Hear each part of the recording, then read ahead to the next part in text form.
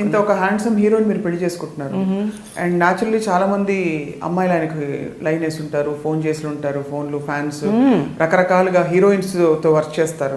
And industry కొంచెం అంటే అప్పట్లో చెప్పేవాళ్ళు దట్ ఇండస్ట్రీలో ఆ ప్రాక్సిమిటీ వల్ల రిలేషన్షిప్స్ తొందరగా ఏర్పడిపోతాయని చెప్పేసి. అంతే కదా, హీరో హీరోయిన్స్ మధ్య కావచ్చు. అప్పుడే కాదు ఇప్పుడు ఎప్పుడన్నా అంతే అది. బట్ ఎప్పుడు మీరు ఇన్సెక్యూర్ ఫీల్ అవ్వలేదు ఒక స్త్రీగా? అస్సలు లేదు. అంటే మీ మీద ప్రేమ తగ్గిపోతుందని అట్లా లేదు, ఎప్పుడు నాకు అనిపించలేదు. నేను ఒకటి ఏంటంటే బేసికల్గా నేను చాలా స్ట్రాంగ్గా నేను చాలా స్ట్రాంగ్గా బిలీవ్ చేసుకుంటా ఒకటి. రెండోది బికాస్ నేను కరెక్ట్గా ఉంటే నన్ను వదిలి ఎవరు వెళ్ళలేరు. నా పిల్లలు అవనివ్వండి, నా హస్బెండ్ అవనివ్వండి, నా ఫ్రెండ్స్ అవనివ్వండి. నేను కరెక్ట్గా ఉన్నంత వరకు, నా సైడ్ నుంచి ఏ ఇన్కన్వీనియన్స్ లేనంత వరకు, నేను వాళ్ళని అర్థం చేసుకున్నంత వరకు, నేను వాళ్ళకి ఒక అవకాశం ఇవ్వనంత వరకు వాళ్ళు ఎలా వెళ్తారు? ఎక్కడన్నా ఏ రిలేషన్షిప్లోనన్నా ప్రాబ్లం వచ్చిందంటే ఏదో ఒక అవకాశం వాళ్ళకి కల్పించడం వల్లనే వస్తుంది. అది వైఫ్ అండ్ హస్బెండ్ అవనివ్వండి, పిల్లల మధ్య అవనివ్వండి, ఏమన్నా అవనివ్వండి. మనం అండర్స్టాండింగ్గా, మనం కాంప్రమైజింగ్గా వెళ్ళిపోతుంటే గొడవలే రావు. గొడవలు రానప్పుడు వాళ్ళు మనకి దూరం అయిపోతారన్న భయము ఉండదు. నేను ఎప్పుడు అదే బిలీవ్ చేస్తా, అదే ఫాలో చేస్తా. ఇంతవరకు నేను సక్సెస్ఫుల్గానే ఉన్నా. సో నాకు ఎప్పుడు కూడా ఇన్సెక్యూరిటీ అనిపించలేదు. అదే నేను చెప్తున్నా మీకు, రాజశేఖర్ గారి దగ్గర నాకు నచ్చింది అదే. ఆయనకి ఫ్యాన్స్, అమ్మాయిలు, అభిమానులు ఎవరున్నా కూడా నాతో డిస్కస్ చేయకుండా, నాతో చెప్పకుండా ఏ ఇష్యూ ఉండదు. ఒకవేళ ఒక అమ్మాయి ఫోన్ చేసి మీరు నా దగ్గరికి రండి అని అన్నా కూడా నాతో ఆయన చెప్తారు. ఇట్లా పలానా అమ్మాయి ఒక ఫోన్ చేసి ఇట్లా నాకు ఫోన్ చేసింది తెలుసా అన్నది కూడా. చాలా ఇన్సిడెంట్స్. అది ఒకరోజు అయితే ఆయన కంగారు ఒంగోలులో మేము షూటింగ్కి, అప్పటికి ఇంకా మా పెళ్ళి కూడా కాలే. బట్ అదే నేను చెప్పాను కదా, వి ఆల్వేస్ ఎప్పుడు అనుకునేవాళ్ళు మన ఇద్దరం పెళ్లి చేసుకుంటే బాగుంటుంది, కానీ పెళ్లి చేసుకోవడానికి అందరూ ఒప్పుకోవాలి. ఎవరికి ఎగెయిన్స్ట్గా అయితే నేను చేసుకోలేను అన్న కాన్సెప్ట్లు మేము ఉన్నప్పుడు నేను చాలా బోల్డ్గానే మేము లివ్ చేసామండి. మా పెళ్ళికి ముందు కూడా ఇప్పుడు మూవీస్ లైక్ నవభారతం, ఈ సినిమాలంతా యాక్ట్ చేసేటప్పుడు ఆల్మోస్ట్ మేమిద్దరు ఒకే రూమ్లో ఉండేవాళ్ళమి. పక్క రూమ్లు ఉన్నా కూడా మోస్ట్ ఆఫ్ ద టైమ్ నేను తనతోనండి. మేము ఇండస్ట్రీలో మేము పెద్ద టాపిక్ కూడా అయ్యాం.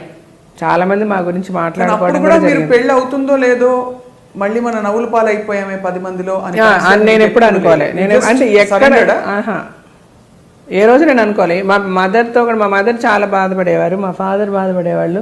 ఇట్లా ఏంటి ఇంటర్వ్యూస్ అంత పేపర్లో ఇట్లా ఇస్తున్నారు రాజశేఖర్, వాళ్ళ అమ్మాయి వాళ్ళు చెప్తే వాళ్ళని చేసుకుంటానని, మరి మీరు ఇద్దరు ఇట్లా తిరుగుతున్నారు అనేవారు ఆయన.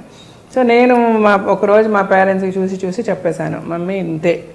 తను అది నాకు ముందే చెప్పాడు. సో వెదర్ ఆయన వేరే పెళ్లి చేసుకున్నా చేసుకోకపోయినా, తను పెళ్లి చేసుకోకుండా మేము ఇలాగే ఉంటాం, మా రిలేషన్షిప్ ఇలాగే ఉంటుంది. There will be no change in ఆ రిలేషన్షిప్.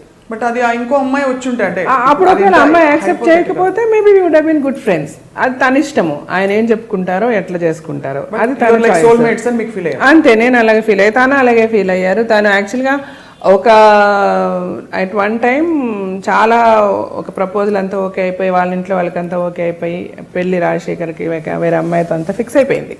ఫిల్మ్ ఇండస్ట్రీలోనే, నేను పేరు అయితే చెప్పదలుచుకోలేదు, నాట్ అన్ యాక్ట్రెస్. బట్ అంతా ఫిక్స్ అయిన తర్వాత కూడా వాళ్ళ బ్రదర్ ఇన్ అంటే Rajasekhar garu was not very happy. But వాళ్ళ బ్రదర్ ఇన్ వాళ్ళంతా కూడా వచ్చి నాకు చెప్పారు, I said fine, I'm prepared for this. Film ఇండస్ట్రీలోనే but not actress, not an actress. Sir అయితే నేను మెంటల్గా ఆల్రెడీ ప్రిపేర్డ్గా ఉన్నానండి. Of course it's going to, నాకు చాలా పెయిన్ఫుల్గా ఉంటుంది. బట్ ఈవెన్ దెన్ ఈ పెయిన్ నేను తీసుకోవడానికి రెడీగానే ఉన్నా. ఎందుకంటే నేను ఆల్రెడీ మెంటలీ ప్రిపేర్డ్, నాకు ఇది జరుగుతుంది అని చెప్పి. అండ్ నేను చెప్పాను, ఆయన రాజశేఖర్ గారు కూడా, తను కూడా ఒక లెవెల్కి కన్విన్స్ అయ్యి, ఆ పెళ్ళి అనేది ఆల్మోస్ట్ ఇంక పెళ్ళి వాళ్ళు వీళ్ళు మాట్లాడుకోవాలి అన్నీ అయిపోయాయి, 2 ఫ్యామిలీస్ కలవడం చేయడం అంతా.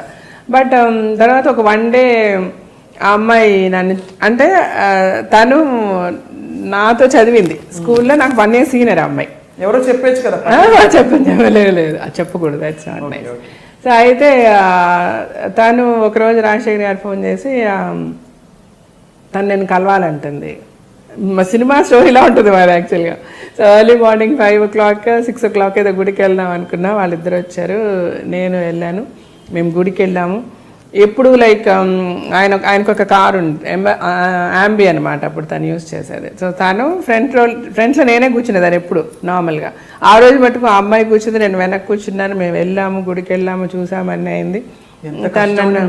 హలో అంటే హలో, నేను చెప్తున్నాను కదా, హలో అంటే హలో అనుకున్నా. మా ఇంటికి నేను వెళ్ళిపోయాను. I fell very sick. తర్వాత నాకు చాలా అంటే ఎవరితోనూ షేర్ చేసుకోలేము. అట్ ద సేమ్ టైం ఇద్దరికీ పెయిన్ ఉంది. సో నేనైతే చాలా హై ఫీవర్ వచ్చేసింది. ఒక 1 full day నేను రాజశేఖర్ గారికి కూడా ఫోన్ చేయలేదు. తర్వాత మా మదర్ షీఈ్ వెరీ అండర్స్టాండింగ్, మా మమ్మీ అయితే. సరే ఆవిడైతే she no more now, I miss her a lot. సరే అయితే తను షీ కాల్డ్ హిమ్ అనమాట. ఆయనకి ఫోన్ చేసి ఇట్లా జీవిత ఈజ్ వెరీ సిక్ అని అంటే వెంటనే వచ్చి then is being a doctor medication అది ఇచ్చారు చేసి then he stayed with me for a while and then he went away. సరే ఇది జరిగింది. తర్వాత మేము ఇద్దరం ఒక సినిమాలో కూడా యాక్ట్ చేసాం. ఇంకా పెళ్ళి మాటలన్నీ జరుగుతున్నాయి. ఆ అమ్మాయికి నాయనకి ఎప్పుడు పెళ్ళి ఏంటి అంతా. ఇంద్రధనుస్ అనే మూవీ చేసామన్నమాట. అందులో చూస్తే నేను చాలా సిక్కుంటా. మీరు if you watch the movie now after this interview will know. అంటే చాలా సన్నగా ఒకలాగా చాలా పేల్గా ఉంటారనమాట. I'll be very sick in that film. ఇద్దరమే యాక్ట్ చేస్తున్నాము, ఇద్దరికి అన్నీ తెలుసు, like he's going to get married అంతా. బట్ ఆ అమ్మాయి ఏంటంటే సడన్గా one day he was very tensed. Shoot అయిపోయిన పక్క రూమ్లో ఉంటాం కదా, చాలా టెన్షన్. ఏంటి ఫోన్లో వెళ్తున్నారు, మాట్లాడుతున్నారు, వస్తున్నారు అంతా. So then I asked him ఏంటి ఏమైంది, వాట్ ఈస్ ద ప్రాబ్లమ్ అని అంటే no we have an issue.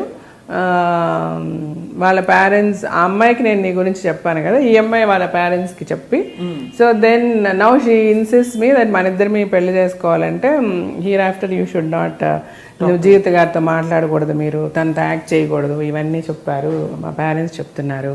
ఎందుకంటే అలా వదిలేస్తే అది మళ్ళీ ప్రాబ్లం అయిపోతుంది ఫ్యూచర్లో ఇలాగన్నారు. సో నేనైతే చెప్పేశాను చాలా క్లియర్గా, అది ఇంపాసిబుల్, నా లైఫ్ని మీరు డిక్టేట్ చేయొద్దు. యాజ్ ఎ వైఫ్ మీకు ఏ ప్రాబ్లము రాకుండా నేను చూసుకుంటాను. అది నా సైడ్ నుంచి ఏదైనా తప్పు జరిగిన రోజు మీరు మాట్లాడండి. ఈరోజు మీరు వాళ్ళతో మాట్లాడొద్దు, వీళ్ళతో మాట్లాడొద్దు అని డిక్టేట్ చేయడం కరెక్ట్ కాదు. అండ్ నేను ముందే నీకు అమ్మాయి జీవితం తీసుకెళ్ళాను, మీకు పరిచయం చేశాను, మా రిలేషన్షిప్ చెప్పాను, అన్నీ నీకు చెప్పాను. అండ్ చదువుకున్న అమ్మాయి నువ్వు ఇట్లా చేయడం కరెక్ట్ కాదని నేను మాట్లాడుతున్నాను. నేను రైటా రాంగ్ అని అడిగారు ఆయన. I said right or wrong చెప్పే పరిస్థితులు అయితే నేను లేను.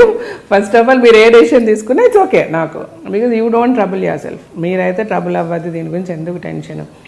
వాట్ ఎవర్ యూ డిసైడ్, మీ పేరెంట్స్ ఏం చెప్పారో అది చెయ్యండి అని నేను చెప్పాను. తర్వాత చాలా జరిగింది. నేనైతే తర్వాత మళ్ళీ కానీ నేను వెళ్ళి పడుకుని పోయాను. నెక్స్ట్ డే మార్నింగ్ ఆ రోజు నైట్ అంతా ఈయన మాట్లాడుతూనే ఉన్నారు ఆ అమ్మాయితో ఫోన్లో అని మా వాళ్ళు చెప్పారు, మా మేనేజర్లు వాళ్ళు వీళ్ళంతా. So then next day he told me, నేనైతే ఒప్పుకోలేదు.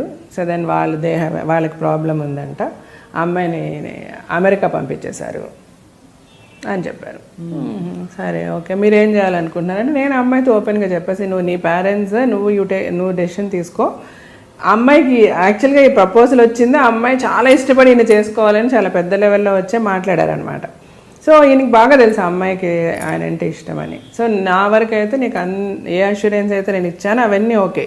అలాగే మా పేరెంట్స్కి కూడా ఇష్టం కాబట్టి ఐ విల్ మ్యారీ యూ, నేను కేర్ఫుల్గా నేను చాలా బాగా చూసుకుంటా.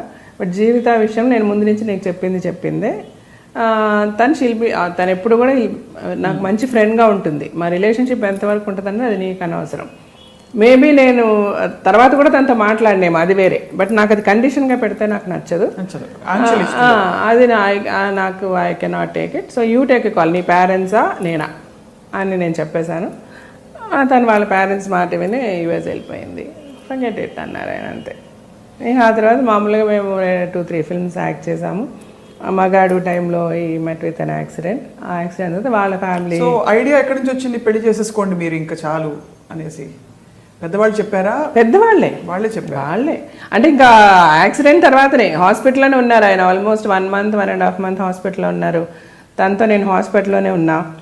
ఆ తర్వాత ఇంకా హాస్పిటల్ నుంచి డైరెక్ట్గా వాళ్ళ ఇంటికే తీసుకెళ్ళాను. నేను మా ఇంటికి కూడా పంపేలా. వెంటనే పెళ్ళి అని అనుకున్నారు. బట్ ఆయనకు ఆల్మోస్ట్ 1 year అయింది కోలుకోవడానికి రాజశేఖర్ గారికి. He was almost on crutches for about 7-8 months crutches మీదే ఉన్నారు తను. అప్పుడంతా నేను వాళ్ళ ఇంట్లోనే ఉన్నా. టోటల్ ఇంకా తను టేక్ కేర్ చేసిందంతా నేనే, నాకే వదిలేశారు మొత్తం. తర్వాత తనకు బాగా అయిన తర్వాత పెళ్ళి అని అనుకున్నాము. ఆ లోపల మా ఫాదర్ చనిపోయారు. ఇంకా మళ్ళీ 1 year ఆగి పెళ్లి చేసుకున్నాం అనమాట.